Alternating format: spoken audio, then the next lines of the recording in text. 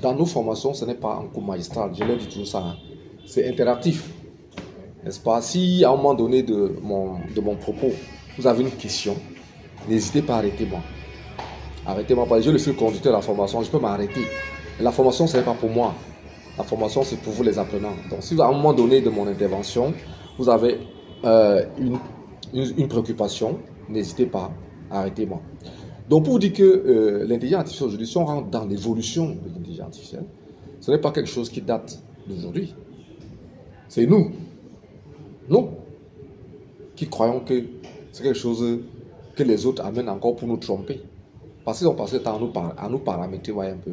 Ils ont paramétré à nous voir l'angle qu'ils voulaient que nous voyions. Mais aujourd'hui, l'intelligence artificielle vient te permettre de t'ouvrir. Parce que l'intelligence artificielle n'est pas l'apanage de l'Europe. L'Europe même est partie prendre ça aux États-Unis. Et ils ont été un peu lents. Les Chinois ont damé le pion dans l'utilisation. N'est-ce pas? L'intelligence artificielle, c'est quelque chose qui existe depuis les années 1766, comme je dis toujours. Et l'une des personnes qui avait initié la réflexion sur laquelle, à un moment donné, on peut avoir des machines qui font le travail de l'homme, c'est Spinoza, Baruch Spinoza, dans les années 17, le philosophe, dans les années 1768, quand il s'interrogeait sur Dieu, ceci, Dieu, cela, et tout là, il a compris qu'à un moment donné, on peut avoir un outil qui réfléchit à la place de l'homme et qui est de l'homme. Alors, ça a continué dans les années 60, 45, comme ça. On a commencé à sortir les premiers outils d'intelligence artificielle qu'on a mis sur le marché, n'est-ce pas?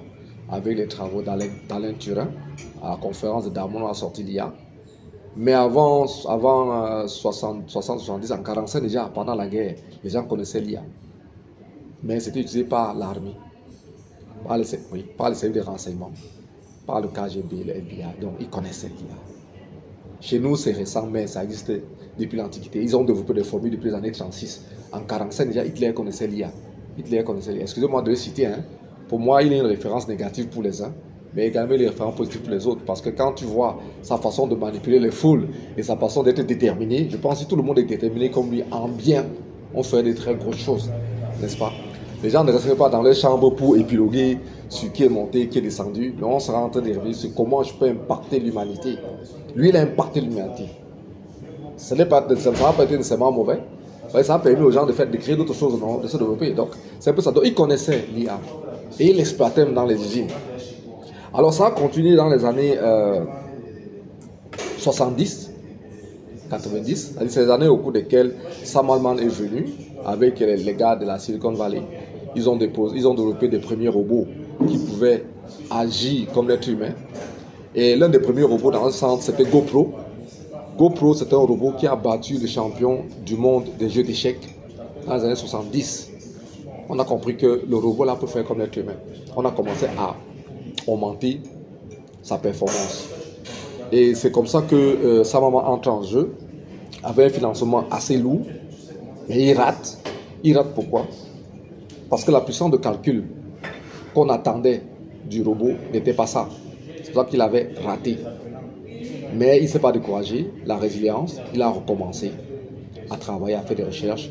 Et dans les années 80, il a sorti les premiers modèles d'IA qu'on ne connaissait pas, mais qu'on employait en back, n'est-ce pas, ChatGPT, comme ça.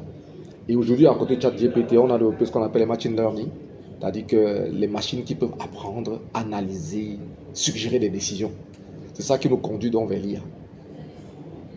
Dans les années 70. Et dans les années 2010, on a commencé vraiment à sortir un peu l'IA de derrière, comme c'est la chose des autres là. À partir des années 2010, on a commencé à sortir un peu. On a testé le chat GPT-1, GPT-2, GPT-3. Et c'est en 2020 qu'on démocratise l'IA, que ça sort en 2020. Mais c'est en 2022 que l'IA sort fraîchement avec ChatGPT. En 2022. Que nous découvrons ici. Mais moi, je suis en contact avec l'IA depuis 10 ans. J'ai commencé à regarder ça comme ça, mais je ne savais pas ce que c'était. C'est au fur et à mesure que je découvre, après je vois, après ça sort, après je dis, ah ben tiens, cette affaire, c'est quelque chose de très fort. Donc j'ai commencé à m'y intéresser et depuis 2022, donc, on a démocratisé l'IA. Chat est venu, après tu as les autres outils d'IA générative comme Claude AI, comme Perplexity, n'est-ce pas, comme Meta AI, n'est-ce pas, qui sont venus après à côté de Chat. Aujourd'hui, on a plus de 5000, 4500 à 6000 outils d'IA.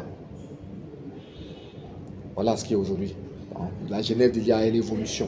Et en termes d'investissement, aujourd'hui, les investissements sur l'IA sont violents. C'est-à-dire, quand tu regardes le volume d'argent qu'on investit pour développer les puissances de calcul des IA, c'est en termes de milliards de dollars, ce n'est pas les centaines de mille. Parce que nous, on a tendance à réfléchir en termes de 100 000, 200 000, 1 million. Mais dans le domaine de l'IA, c'est les centaines de milliards. Et dans la dynamique de l'IA, ce qui est important, c'est de savoir qu'il y a deux variables qui interviennent pour le développement des IA. Il y a la puissance de calcul et la qualité.